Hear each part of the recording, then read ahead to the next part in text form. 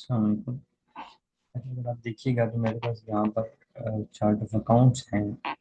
ये chart of accounts अगर आप काउंट करें तो मेरे पास 9 के राउंड बोलते हैं। वैसे तो ये काफ़ी ज़्यादा होते हैं, लेकिन यहाँ पे अगर आप जाएं और यहाँ से जा कर के इनको पहले सिलेक्ट करें और सिलेक्ट करने के बाद यहाँ से आप इनको मेक इन इनएक्टिव करें तो ये सारे के सारे इनएक्टिव हो जाते हैं। उनकी मेन रीज़न ये है कि सम टाइम आपको different types of chart of account shoot करते हैं और कुछ डिफ़ॉल्ट बाय बुक की तरफ से आपको मिल रहे होते हैं, यानी कुछ ऐसे अकाउंट्स होते हैं जो कि आपकी बिजनेस की रिक्वायरमेंट या नीड नहीं है, जो कि बाय डिफ़ॉल्ट जो है कुछ बुक ने आपको प्रोवाइड कर दिया। तो अब आपको वो अकाउंट्स नहीं चाहिए, आपको कस्टम्स अकाउंट चाहिए। तो कस्टम अकाउंट किस तरह से आप क्विक बुक के अंदर लेकर आ सकते हैं। इसे याद रखिएगा कि चार्ट ऑफ अकाउंट का जो प्रोसेस है, इनवाइस इंटर करना is not a complicated task. Invoice के अगेंस्ट पेमेंट करना is not a complicated task. इसी तरह आप अगर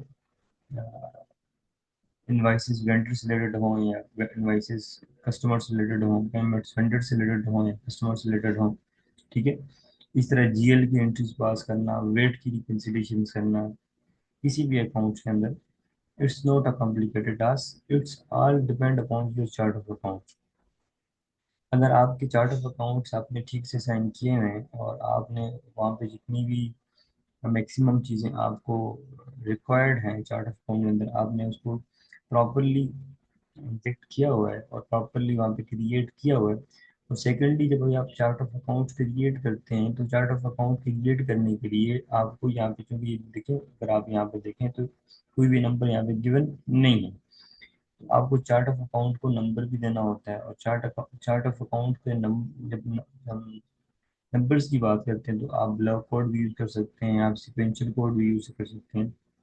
depend upon you and your understanding and your company policy. आप कोई भी कोडिंग वहाँ पे आप यूज कर सकते हैं। आप निमोनिक कोडिंग भी यूज कर सकते हैं, आप एक कम्बिनेशन बना सकते हैं अल्फ़ाबेट वर्सेस प्लस न्यूमेरिक का। तो आप different types of coding use कर सकते हैं। तो ये जब आप इसको यूज करते हैं तो इससे आपकी जो इन फ्यूचर जब आप रिकॉर्ड को ट्रेस कर रहे होते हैं, ट्रैक कर रहे होते हैं, तो उससे आपको इजी हो जाता है, या फिर आपके लिए एंट्री को पास करना पार्टिकुलर हेड के अंदर वो इजी हो जाता है।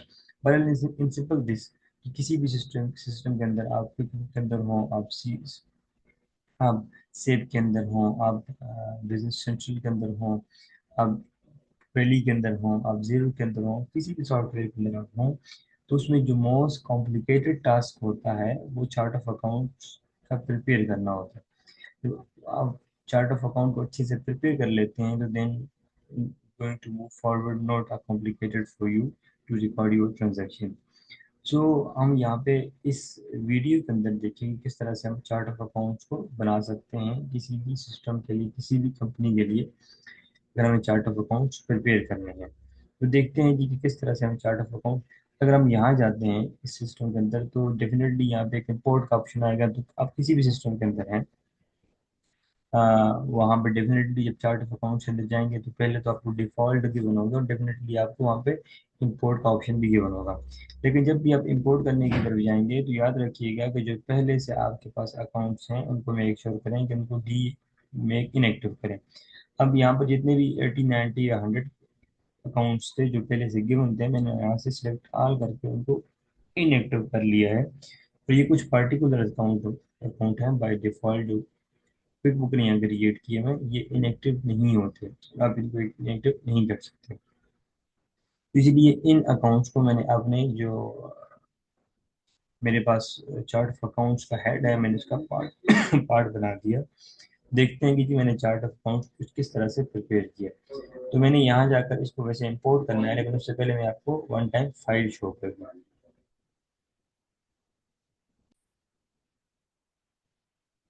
आप अगर यहाँ देखें तो मैंने सबसे पहले तो अकाउंट नंबर, यानी जो मैंने आपसे ऑलरेडी बात की है कि आप कोड सेलेक्ट करेंगे तो आप यहाँ पे कोडिंग रखेंगे, ठीक है। आप 200 100 की कोडिंग में डिफरेंट चीज़ें रख सकते हैं, 200 की कोडिंग में डिफरेंट चीज़ें रख सकते हैं, 300 की कोडिंग में आपके पास डिफरेंट चीज़ें हो सकती हैं, ठीक है। इस तरह 400 की कोडिंग में, 500 की कोडिंग में, सो ऑन। आप 1 से 200 की कोड में भी आप अपने पास नॉन करंट एसेट रख लें, 200 से 300 तक करंट एसेट रख लें, 300 से 400 तक आप अपने पास इक्विटी वगैरह रख लें, और इस तरह सोन, जैसे आपको आप कंपनी की पॉलिसी की वजह से आपको सूट करता है। देन आप किसी भी अकाउंट का नेम लिखेंगे, उसके बाद उसकी टाइप लिखेंगे, और उसकी डिटेल टाइप, यानी करंट है, नॉन करंट है, सेविंग है, वट जो भी है, आप उसको सेव कर लेंगे। और अगर आप किसी भी सिस्टम के अंदर अपनी जो अकाउंट्स हैं उनको सेव करना चाहते हैं, तो उसके लिए सबसे बेस्ट ऑप्शन होता है, अकाउंट में आप जाएंगे, सेव करेंगे, तो आप इसको एक्सेल की फॉर्मेट में सेव आपको नहीं करना, बल्कि यहाँ जा करके आपको अगर सेव करना भी है तो आपने इस फॉर्मेट से सेव कर लेना। सबसे बेस्ट नॉर्मली ये होता है। लेकिन इसमें क्या होता है कि अगर आपके कोड ब्लॉक कोडिंग के टाइप्स में है, तो वो सम टाइम, अगर आपका कोड जीरो से स्टार्ट होता है, 0 0 1 0 0, तो जब आप इसमें सेव करते हैं उसको दोबारा ओपन करते हैं, तो जो इनिशियल वाले जीरो होते हैं, यानी 0 0 1 0 0, तो आपका वहाँ पर जस्ट 100 शो हो रहा होगा, और जो इनिशियल 20 होगा उसको ये रिमूव कर लेगा। तो सबसे बेस्ट ऑप्शन तो ये होता है कि आप इसमें सेव करें। लेकिन चूंकि लेक ऑफ अंडरस्टैंडिंग, और मतलब आप उस एरर को ट्रैक नहीं कर पाएंगे इन फ्यूचर, कि जो मैंने इंपोर्ट करनी है ये फाइल, मेरी एरर क्यों हो रहा है, तो उसके लिए फिर बेहतर ये है कि आप डेफिनेटली इसमें सेव करें, ताकि आपका data as per the requirement रहे। आप इसको सेव कर लेंगे, और मैंने ऑलरेडी इसको सेव कर रखा है, तो इसलिए मुझे दोबारा सेव करने की ज़रूरत नहीं है। तो आप इसको सेव कर लेंगे, और सेव करने के बाद, बल्कि मैं इसको सेव कर लेता हूँ। ठीक है, इस तरह से मैं इसको सेव कर लेता हूँ, 111 के नाम से मैं इसको सेव कर लेता हूँ, मेरी ये फाइल सेव हो गई है। ठीक है, अब मैं जाकर इस फाइल को इंपोर्ट कर लेता हूँ, अपने chart chart chart of accounts जो हैं उनको वहाँ पे क्रिएट कर लेता हूँ।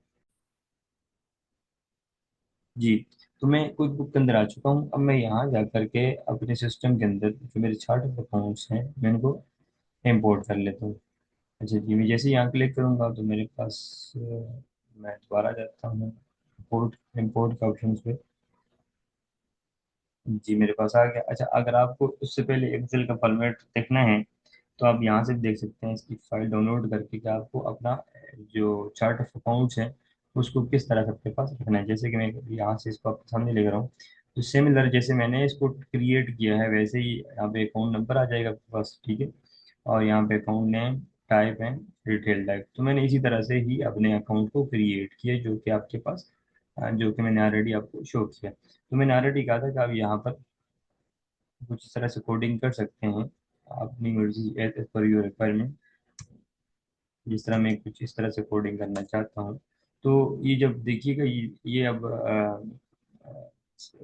CSV कॉमन लिमिटेड फाइल में है, तो ये आपके जो जीरो होते हैं इनिशियल वाले, उसको रिमूव कर लेती है। तो इसलिए मैंने आपसे कहा कि आप इस पर्टिकुलर हेड के अंदर इस फाइल में सेव करेंगे, तो आपको जो ये वाला एरर है वो फेस करना नहीं पड़ेगा। ठीक है, तो बहरहाल ये आपके पास था कि आप कैसे अपनी एक्सेल की जो फाइल है उसकी फॉर्मेट क्या होगा, और आपने अपना अकाउंट को किस तरह से बना लेना है।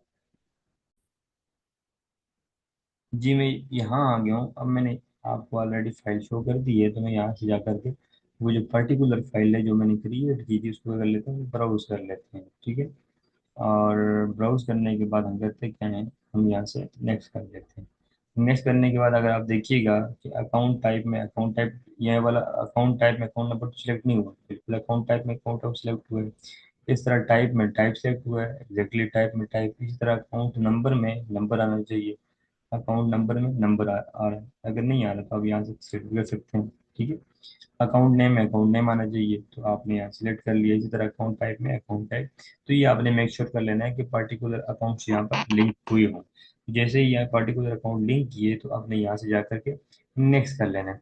अब आप यहाँ पे देखेंगे कोई एरर तो नहीं आ रहा किसी जगह पे, तो आप इसको स्क्रॉल करेंगे तो कोई एरर होगा तो शो हो रहा होगा। जैसे यहाँ पर एक एरर है, आपको शो हो रहा है कि आपकी करंट लाइबिलिटी को उसने प्रॉपरली ट्रैक नहीं किया, तो आप यहाँ जाके मैन्युअली भी उसको बता सकते हैं कि मेरे इस पर्टिकुलर हेड में इस नेम से ये कॉलम है, इस रो में ये मैंने ये वाली हेडिंग दी हुई है, इसको मैंने जो डिटेल टाइप दी हुई है, अ, तो वो आपने इसको प्रॉपरली अगर लेना ट्रैक कर लेना, क्योंकि अदर लाइबिलिटी मैंने आई थिंक सिलेक्ट वहाँ पे ऑप्शन है, तो उस वजह से उसने इसको प्रॉपरली ट्रैक नहीं किया। तो मैं इसको तमाम तरह को करंट लाइबिलिटी का, जो वेजेस हैं तो डेफिनेटली आपने आपकी करंट लाइबिलिटी हुई, तो आपने तमाम तरह को करंट लाइबिलिटी का के हेड के अंदर क्लासिफाई कर लेना है।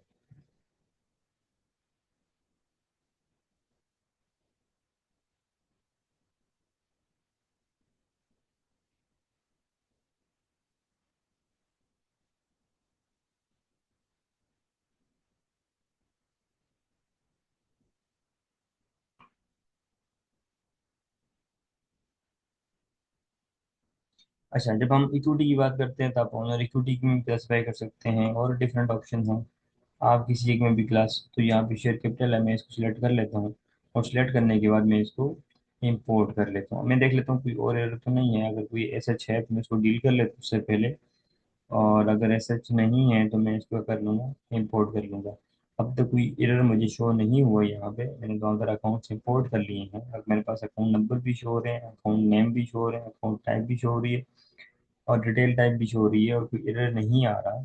कोई एरर आता तो यहाँ पे रेड कलर का जो बॉक्स है आपको हो जाता है, और उससे आपको आइडिया हो जाता है कि यहाँ पर ये वाला पर्टिकुलर एरर है, जिसमें आपको वो अकाउंट टाइप में भी आ सकता है, वो अकाउंट नेम में भी आ सकता है, और कहीं भी आ सकता है।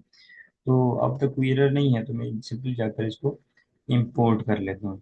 तो देखिए कुछ टाइम ये आपसे लेगा, बट उस पर्टिकुलर टाइम के बाद क्या लेगा, आपकी उन फाइल्स को जी, आपके जो अकाउंट्स हैं वो क्या हो चुके हैं, इंपोर्ट हो चुके हैं, और आपके पास यहाँ पे नोटिफिकेशन आ चुका है।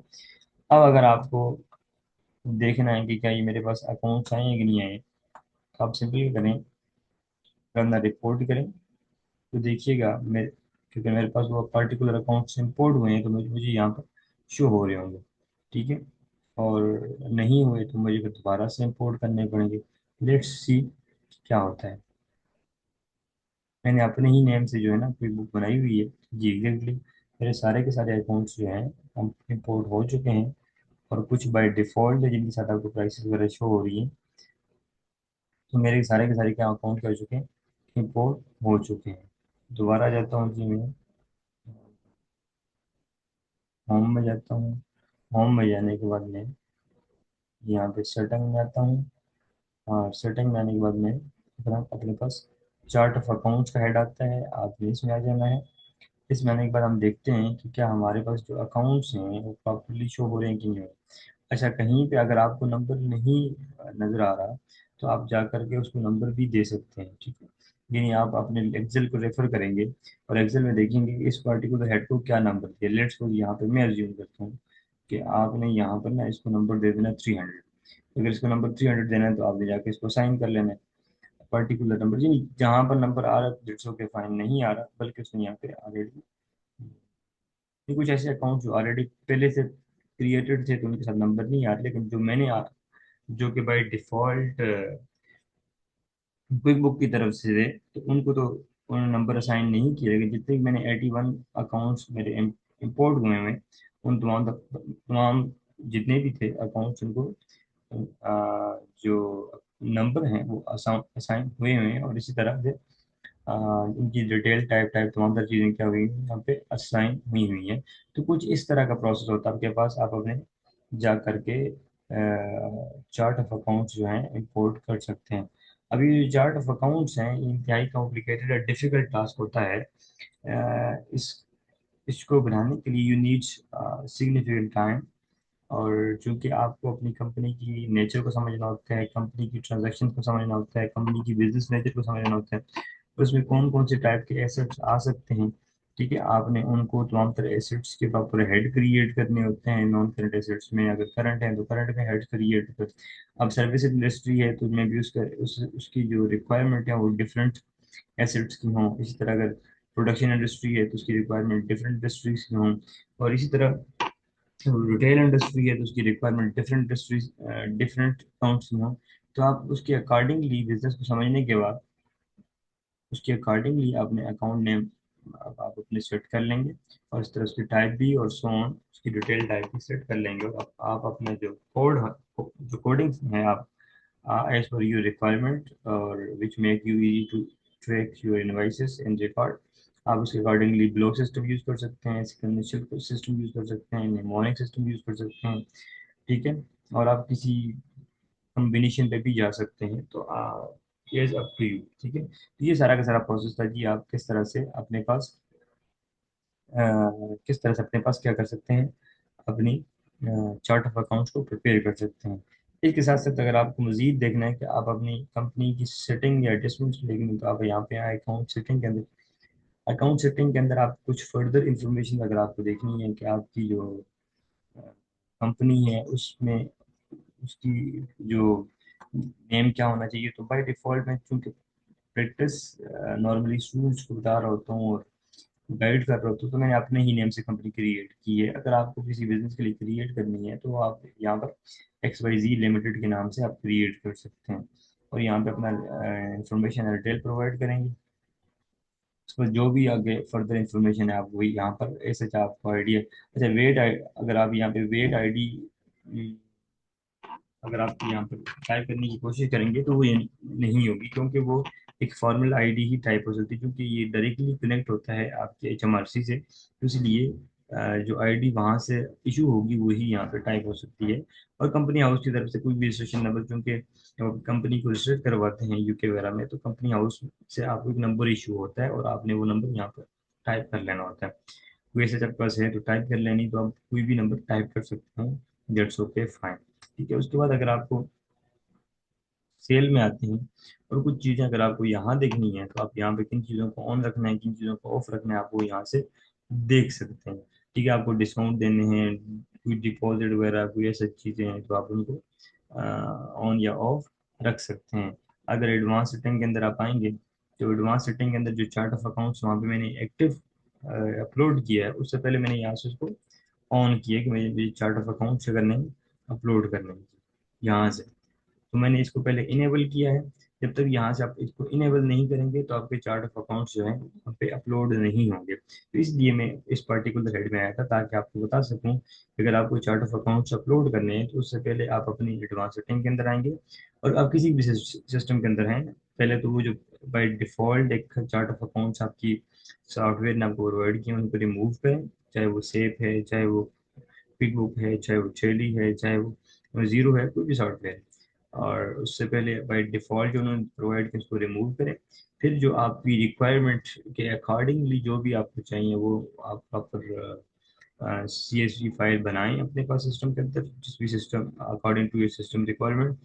और उसको बनाने के बाद आप अपने सिस्टम के अंदर हमेशा कोशिश देखिएगा कि आपके पास चार्ट ऑफ अकाउंट्स की जो एक्सेस है, जो आपने खुद से इंपोर्ट करना है, वो इनेबल हो हुई हो, बल्कि ऑफ, यानी कि उसको ब्लॉक ना किया गया हो।